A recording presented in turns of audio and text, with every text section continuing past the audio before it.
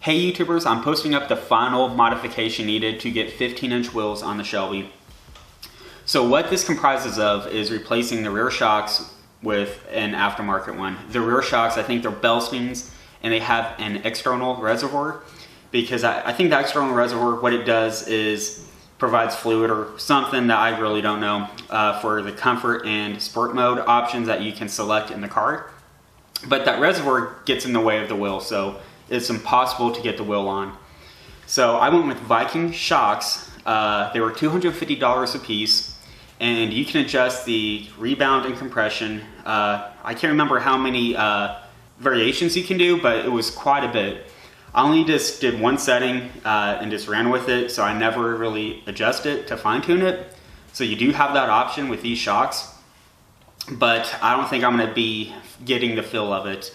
The installation was fairly easy, so if I had to do it again, it'd be a breeze.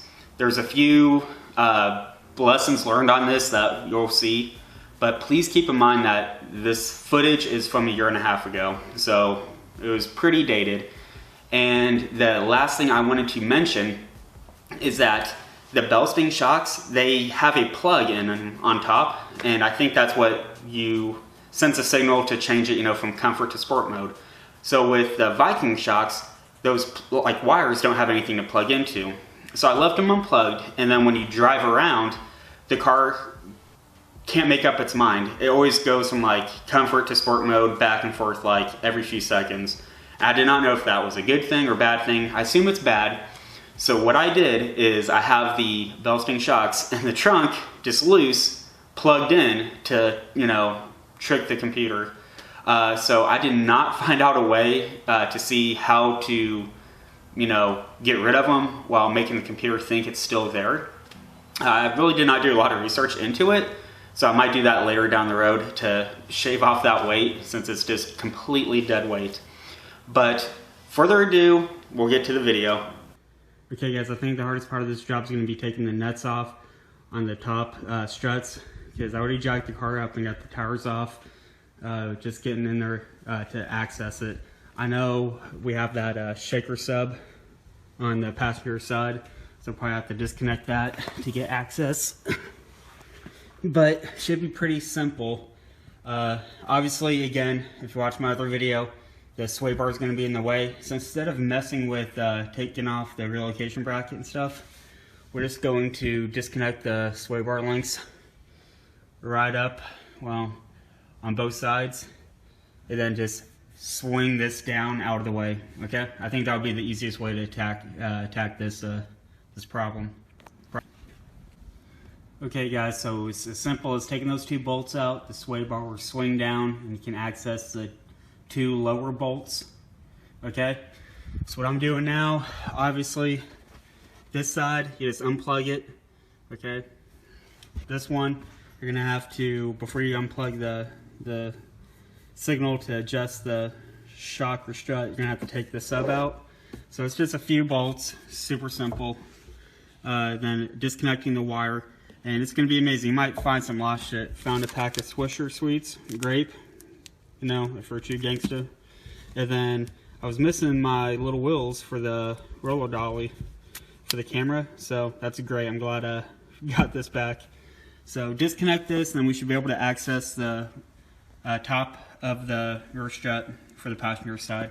Okay guys, it's pretty easy to take that off. It takes a 18mm deep socket. I was kind of nervous because it was kind of giving a lot, and I think the reason why was because I already took the lower bolt off the bottom, and it was spinning. So don't do that. You can take it out, but keep it in so it doesn't spin on you. But once we get that off, this side should be pretty much done for the disassembly. Okay, right here we got the driver's side in. I think I fucked up because it has two washer grommets. I think you gotta put one on with a metal washer, and then you put the shock in. But then I didn't do it on this side because I was not sure. But as far as the dialing, I think I did 3 on compression, 8 on rebound. Just get a little flathead screwdriver and click it. Another note is I got new bolts from Home Depot instead of using the shitty ones that or stock with the Ford.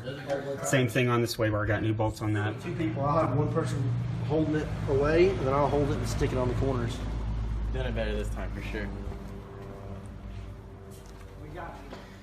Okay, so we corrected the mistake we made on this side.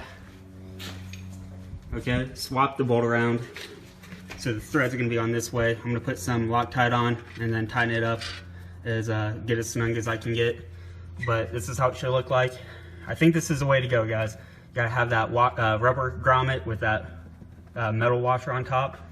And then you use the second rubber grommet and washer like that.